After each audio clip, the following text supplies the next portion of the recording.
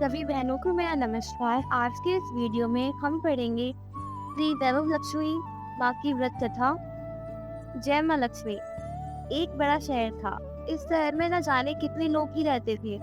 देश के कोने कोने से रोजगार की तलाश में आए लोग जब इस शहर में आते थे तो उनके पास कुछ भी तो नहीं होता था। उनकी एकमात्र यही इच्छा रहती थी कि उनको किसी तरह से भी 2 समय की रोटी मिल जाए। मेहनत मजदूरी करके अपने बच्चों का पेट पाल लें, बस प्रभु की गुण गाएं। वैसे तो देखा जाए तो मानव की इच्छाओं की कोई सीमा नहीं होती। शुरू में वह यही सोचता है कि उसे 2 समय की रोटी मिल जाए, प्रभु की यही सबसे बड़ी कृपा होगी।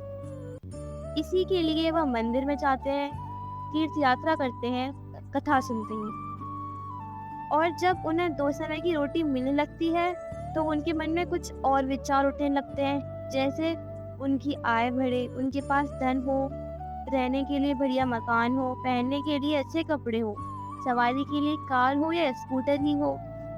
बस रोटी मिलने के पश्चात उनकी लालसा बढ़ती जाती है। किसी ने ठीक ही कहा है, भूख की एक सीमा है जिसे खाना खाते ही पूरा कर लिया जाता है, परंतु लालसा की कोई सीमा नहीं है। मानव जीवन की भी एक सीमा है। लाखों करोड़ों के सपने, सुख शांति और मौज मस्ती की आशाओं की लालसा करने वाला इंसान यह भूल जाता है कि यह द्वार उसे मृत्यु की ओर लिए जा रहा है। मानव जीवन इतना बड़ा कहाँ है जिस पर हम भविष्य का इतना बड़ा बोझ लाद देते हैं।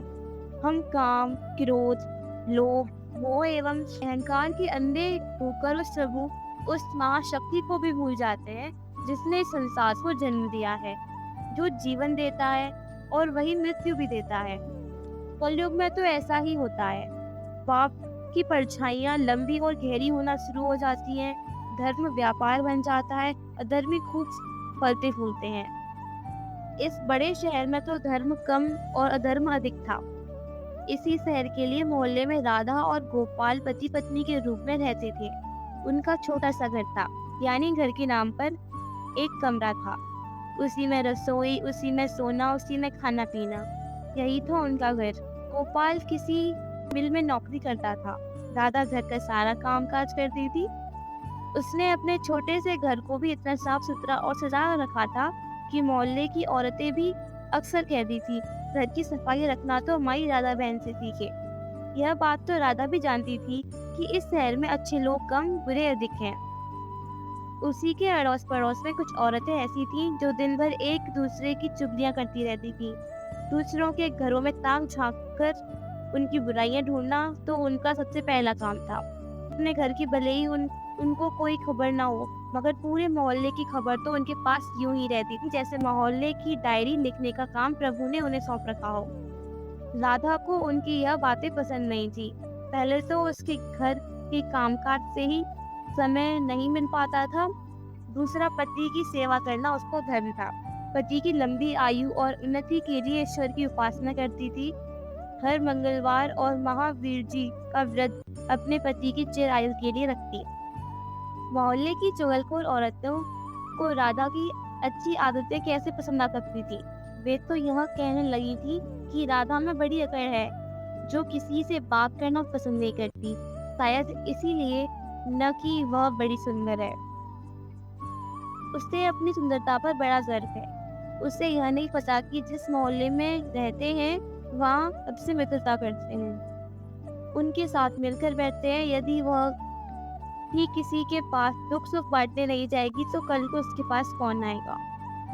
इन सबकी बड़ी बहन राम भजनी थी, जो पूरे मोहल्ले को अपनी उंगलियों पर नचाती थी। बहन राम भजनी ने अपनी ही एक कीर्तन मंडली बना रखी थी, जो घर घर में जाकर कीर्तन करती थी। राधा को ऐसी औरतें बिल्कुल पसंद नहीं थी जो कीर्तन करते समय भी एक दूसरे की चुगलियां करती हों।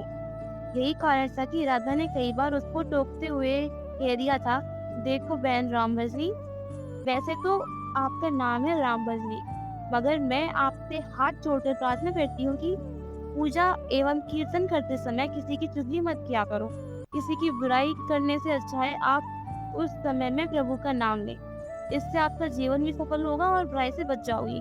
राधा की इतनी बात सुनते ही बहन राम भजनी को क्रोध आ गया। क्रोध के मारे उसके चेहरे का रंग लाल हो गया। वह कड़क कर बोली, ओ कल की छोकरी, क्या तू मुझे बताएगी कि मुझे क्या करना है?